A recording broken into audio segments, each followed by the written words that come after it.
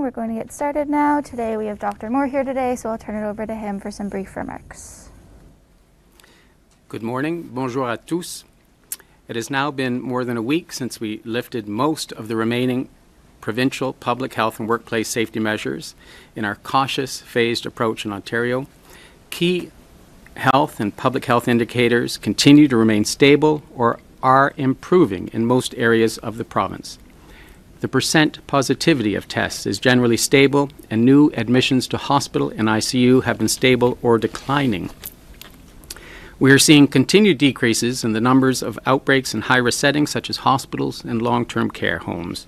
Our wastewater surveillance is still showing the majority of sites in the province have downward or stable trends in SARS-CoV-2 detections, although we continue to see some regional variation, especially in the north, and are monitoring fluctuations in this data. With the peak of Omicron behind us, Ontario has been able to cautiously and gradually move through its reopening milestones. We are now learning to live with and manage COVID-19 for the long term. This necessitates a shift to a more balanced response to the pandemic, and changes are being made with respect to the province's pandemic response to reflect a longer-term approach. Le pic du variant Omicron étant derrière nous, l'Ontario a pu franchir prudemment et progressivement les étapes et son confinement. En poursuivant sur cette voie, nous sommes en mesure d'adopter une approche plus équilibrée et à long terme de l'intervention de l'Ontario visant à faire face à la pandémie. With continued improvements in trends, Ontario will remove the mandatory masking requirement for most settings on March 21st, with the exception of select settings such as public transit, healthcare settings, long-term care homes, and high-risk congregate care settings. Removing the mask mandate does not mean the risk is gone. COVID-19 transmission is still occurring across the province, and masks can help protect you and others from becoming infected with COVID-19. In fact, we can expect indicators such as cases and hospitalizations to increase slightly as Ontario increasingly interacts with one another.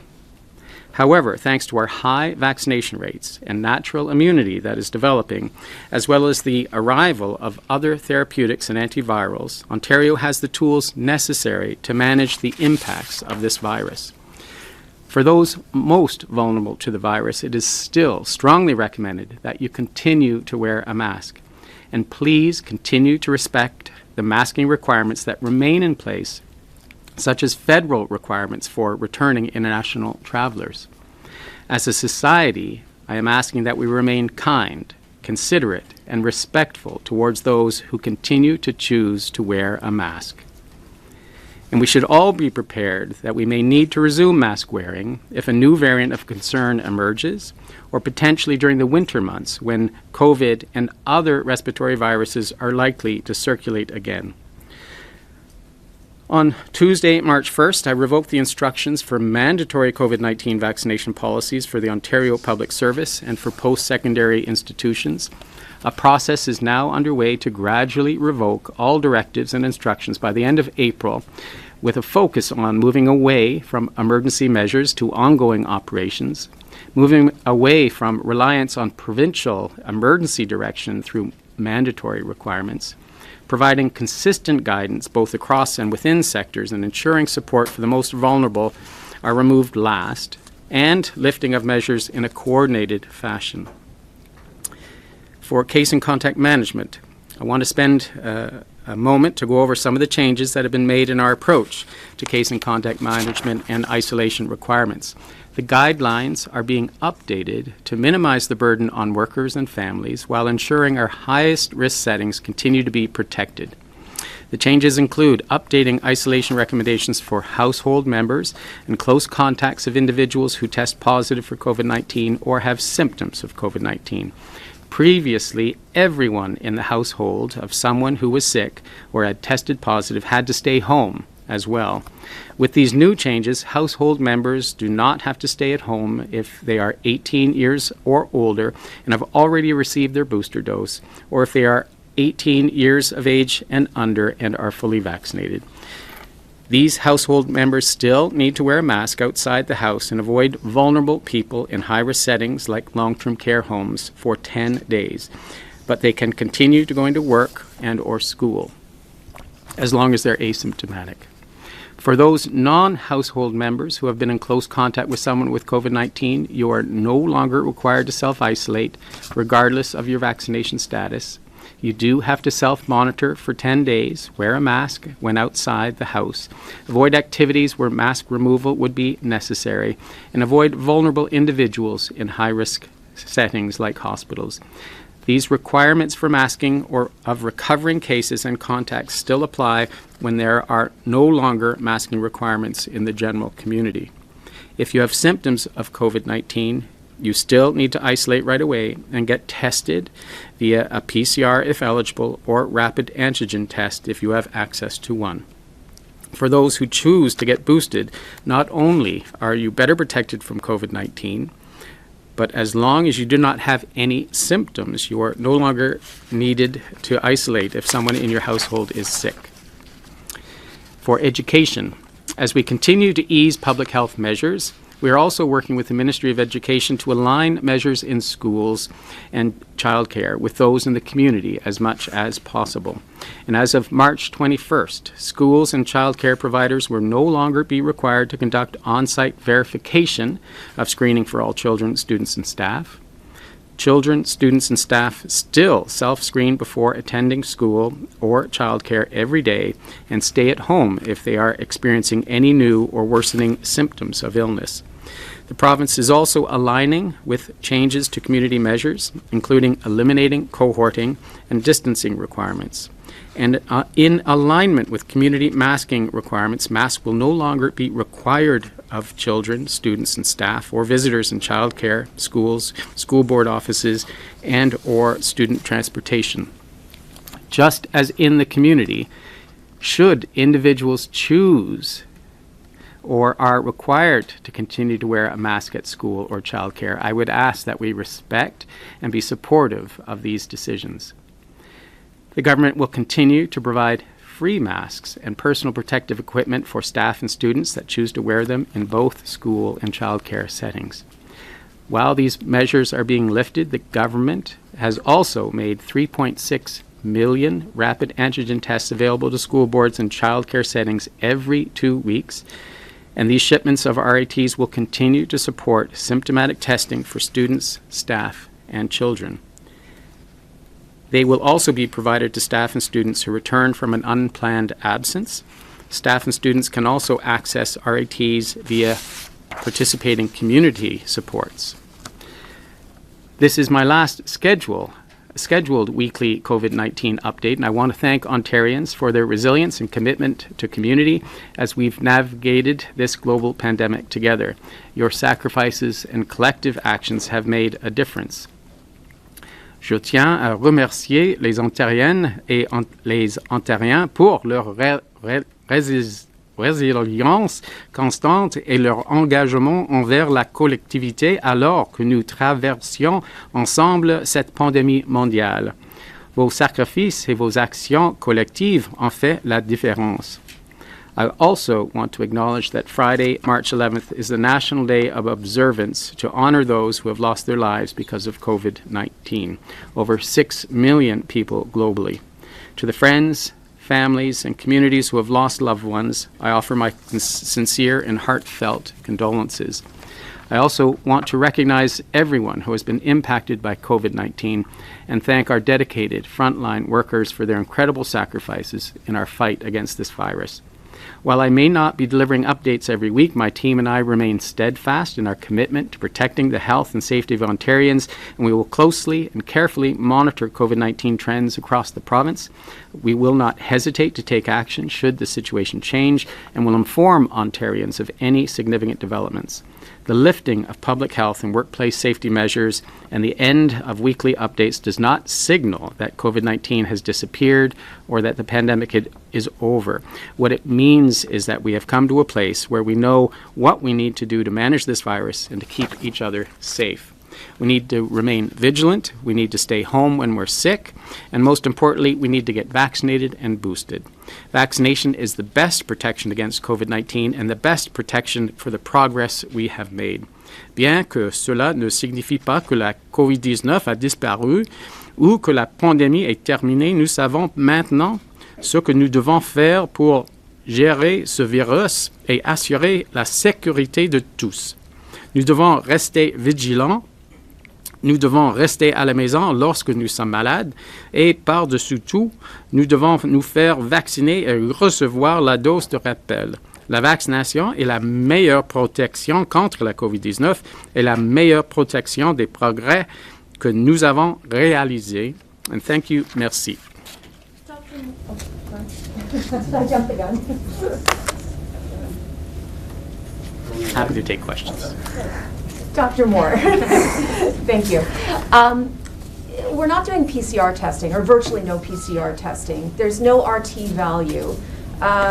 There's sewage water, yes, but are the masks being removed from our mouths and now being put over our eyes? How are people going to be able to assess their own risk?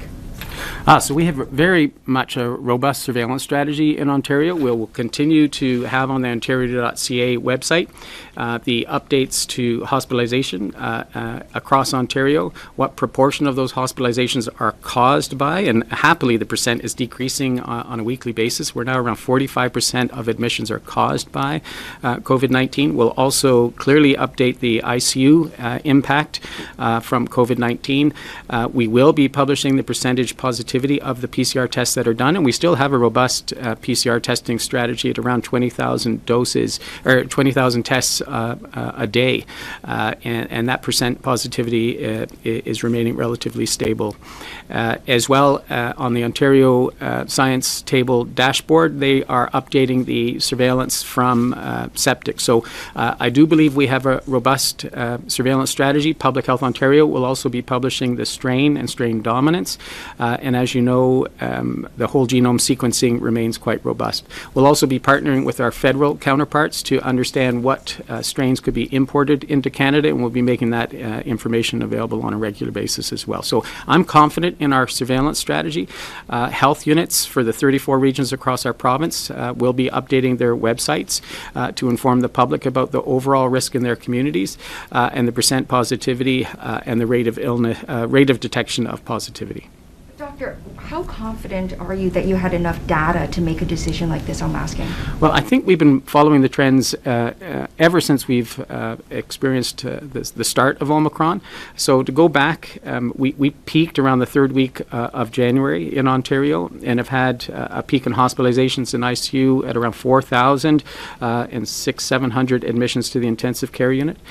Since that time, we've seen slow and steady declines despite opening up. So on the 17th of January, we opened up our schools. On the 31st of January, we further opened up the economy. 17th went to full capacity for most venues, and then March 1st, full capacity for the large venues. So despite that progressive, phased, staged approach, we haven't seen a sudden rebound in cases or impact on the healthcare system. So our strategy has worked. In that meanwhile, we worked very diligently to increase the third dose. So over 7 million Ontarians protected with third doses. And our immunization rate at a population level for 12 and up is around over 90%. So Ontarians have come forward. They've gotten immunized and protected. We now have more therapeutics available across our clinical assessment centers. And despite progressive, phased, and staged reopening, we've not seen a significant rebound in impact on our health system. So I will monitor the situation in an ongoing fashion as we do, but I feel confident that we can do this safely. I also, though, want to encourage all Ontarians to continue to wear masks if they are vulnerable to this virus, if they've got any underlying illness, if they are immune suppressed in any way, and for us to remain kind and considerate to anyone that wants to continue to wear their mask. It is now a choice, not a mandate, and I hope anyone that remains vulnerable will continue to wear their masks. Dr. Moore, on March 3rd, the Children's Health Coalition, including CHEO and Sick Kids, had asked for you to wait 2 weeks after the return of, after March break in order to lift any other public health measures. I understand that you may have met with them as recently as yesterday. Why was there advice to wait 2 weeks not take it? Oh, we're in regular conversation with the Children's Health Coalition. Have to thank them for the advice that they provided on an ongoing basis to my office as well as to the ministry. I think they agree that the trends across Ontario are very good, that the risk of hospitalization to children has been minimal, in that very few children have had to be admitted as a cause for COVID and or into the intensive care unit. I think today there's only 3 children across 2.75 million that are in the intensive care unit, and for the vast majority, they're recovering and going back into the community quickly. So I think they've realized the health impact because of our strong immunization strategy. It has been very good and minimized, that the hospital impact has been minimized. They were happy to hear that 91% of high school students have their 2 doses, that 55% of 5 to 11s have had their first dose, and half of them have come forward to get their second dose. So our robust immunization strategy has worked for our schools. They were also happy to hear that we continue to invest in HEPA filters. So 49,000 additional HEPA filters have been purchased and will be distributed across the education sector, that we continue to invest in environmental health cleaning, that we're encouraging every child to screen on a daily basis prior to coming to school, that we have one of the most robust RAT strategies with 3.6 million RAT tests being distributed to schools every other week across Ontario. So they were very happy with that strategy. Yes, we'll have debate about when to open, but they had to agree that the impact on our health system, which is what all public health measures are intended to prevent, has worked, that our immunization strategy has worked, and that although there are differences in opinion, the health impact on our system has been minimized. How can you say that the timeline for all this isn't political when all the measures are basically ending right before the election campaign is going to start? So I just want to assure Ontarians that my decision-making and recommendations to government have not been affected by any understanding of the political system, that they are based on evidence and science, and that we followed a phased and staged approach. I just outlined the dates that we've followed. We've been doing every 2 weeks that we've had phased and staged reopening. It has gone very safely. This phase, we're waiting 3 full weeks to remove the last measure, which is the masking in public spaces, although I hope all Ontarians will continue to be kind and considerate and allow those that choose to wear a mask to continue to go forward and wear masks, especially if you're vulnerable to this virus. Didn't want to interrupt. No, go ahead. I was just wondering, other than telling people to be kind to one another, have you made any recommendations to the government to make sure that there's no, intimidation with people that decide to keep wearing their mask? Yeah, I think we have to have a robust education strategy regarding when to wear a mask and who vulnerable individuals to this virus should continue to wear masks. So anyone that has had immune suppression, that's been a transplant patient, that has an underlying chronic illness or is older, should continue to wear a mask. And that communication strategy will be promoted through our local public health agencies, through direct communication to school boards and to the public. And it starts here with this discussion. I want all Ontarians to remain considerate and kind to those that choose to wear a mask. It is a means of protecting each other and reducing personal risk, and it has worked for us in the past. Dr. Peter Juni has been quoted this morning as saying not only does he think politics may be playing a role here, but he believes this decision is premature. Are you no longer taking advice from the head of the science table, sir?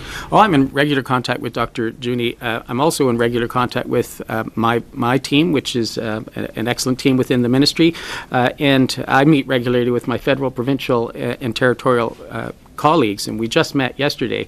Our plan to remove masking aligns is even more cautious than most provinces if you look across jurisdictions, and it fits along with our phased and staged approach in Ontario that follows evidence, that follows risk, and I think a federal, provincial, and territorial comparison will reveal that we've been quite cautious in removal of these public health measures. Dr. Juni, you mentioned the fact, Dr. Moore, you mentioned the fact that we could have to go back to masks perhaps in the fall when we get to colder weather, what benchmarks would you be looking for before you would do that on a province scale or even a regional scale? Well, thanks for that question. So we're going to maintain a robust surveillance system going into the fall, and we're going to have a testing strategy that will allow through PCR to detect multiple different viruses. So whether it's influenza A, influenza B, RSV, and or COVID-19. And that surveillance system will be put in play through emergency departments and primary care to be able to detect when the viruses start circulating. And if we're seeing multiple different viruses circulating, and we can anticipate those four, which typically each one has a significant impact on the health system to co-circulate, that we would make recommendations to mask at that time. If we see an increasing burden on the hospital system, despite potential immunization strategy for influenza and or for COVID, we may make a move from a recommendation to a mandate for masking. But that would follow data, it would follow the surveillance, the circulation of those viruses, and the impact on the hospital before we'd ever make a recommendation to mandate. And we'd move in a progressive fashion for first informing the public, educating them about the benefits of masking, and then potentially to a mandate.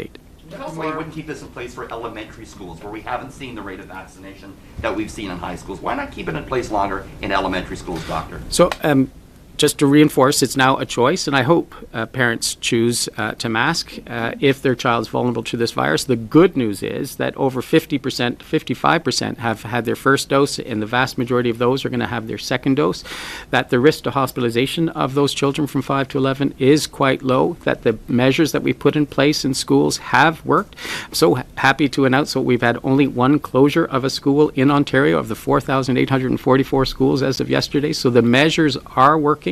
And I do think that the increase in air quality, the investment in improved ventilation, HEPA filtration, cleaning, as well as the investment of testing for all students will continue to keep our schools safe. Dr. Uni, what he said this morning was that he'd like to see more data before the decision's made. And I mean, the point I think he made was we've only seen, what would it be now, 7-8 days now since the March 1st loosening. So how can you be confident that we're not going to see a bump from that? We're only barely a week past that movement. Yeah, so that was only one phase of the reopening. If we go back for our progressive reopening that we've had in Ontario, school openings on January 17th didn't see a significant rise. The reopening of the economy on the 31st of January, the further reopening for 100% capacity on February 17th, we did not see a significant rise in transmission and in cases and or hospitalization. So it's anticipated. We have not seen any significant signals as well since March 1st, and we're monitoring this data on a very close basis, that we will continue, given these trends, not to have any significant rebound like we had in January. The main point has been to prevent the impact on the hospital system. I thank all Ontarians for coming forward for having one of the highest immunization rates in the world.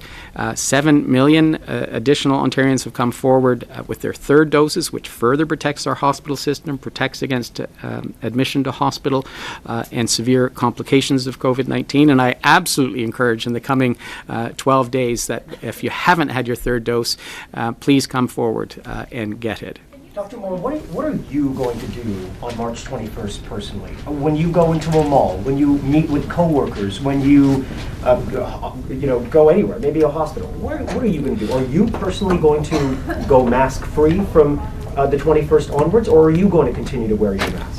Oh, great question. So in outdoor settings, absolutely, I won't be wearing my mask, and I will do a risk assessment for high-risk indoor settings. So if I go to the Eaton Centre, I'll wear my mask. If I'm on the subway, it'll be mandated, and or public bus or streetcar, I will continue to wear my mask in those environments. If I go to a busy box store, I'll put my mask on in those settings. I don't want to give away any of my personal health information, but I'll do my individual risk assessment. And if I'm going into that type of environment where you're not going to have distancing, other people aren't wearing masks, at an individual level, I'll continue. Why would you do that? Why would you do that? If you're telling 15 million Ontarians it is safe to remove your mask, why would you personally choose to wear your mask if you go to Costco. It is a choice now, and that's the major change on the 21st, that you can do your individual risk assessment. It's not a mandate. The risk is continuing to diminish, but for some individuals that may be at risk to admission to hospital and or have a negative impact from COVID-19, that's their decision and choice to make, and that's where we move from a mandate to choice. More in the lead up to this, you've said many times that you want people to be nice to people who keep wearing masks, and you called today for an education push about that. What are you expecting is going to happen? This is something you've reiterated for weeks, that people need to be nice to people who are going to continue wearing masks. Are you anticipating that there will be harassment? What is the concern here? Well, I think we've been watching the news internationally and from the United States, where there's an intolerance in some communities and some societies. I would like us to be tolerant of people's individual choices and to realize we're not finished with this pandemic, that the risk of the virus continues, and that we have to acknowledge that some people will be quite concerned with the removal of a mask mandate, and that we should give them the option of wearing a mask and wearing a mask in confidence, that they will be treated with appropriate kindness and consideration, and with no judgments being made. And I think that's an educational piece that we can all work on as a community. I think we've remained very tolerant and kind and considerate throughout this pandemic in Ontario. I would just like to see that continue. Last question, Dr. Moore. Could you explain what you're recommending in terms of mandatory vaccination policies and why? So as of March 14th, we have removed any letters of instruction for immunization policies in various venues. So on the 1st, we removed them from the Ontario Public Service, as well as from colleges and universities. On the 14th, we're removing immunization policies in other sectors, knowing that each one of those sectors and private or corporations can adopt their own immunization policies going forward. But a mandate from us to have immunization and or testing is now being removed, given that the risk is less. And in many instances, I want to thank those workers in those environments that have come forward. They have very, very high immunization rates. Are you now saying that it's actually safe for an unvaccinated person to work in a long-term care home? Because that's one of the mandatory policies that's going to end on the 14th. Like, can you actually explain the science behind that? So first of all, they have a directive from the minister that they have achieved 100% immunization of 2 doses for all workers in their sector.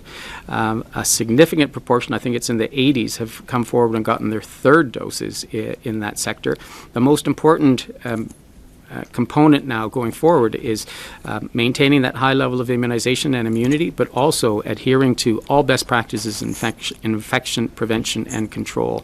And I think that has to be operationalized across the long-term care and retirement home sector, and we're going to work with them to ensure that there's a smooth transition from a directive or letter of instruction to operationalizing all the lessons learned from the pandemic. Thanks everyone, that was the last question. Sorry. Wear a mask if you want to be safe, but we've been told the whole pandemic that it works. We're wearing them to protect others. So what's changed about the science now that you'll be protected if only you are wearing one, but everyone else in this room isn't?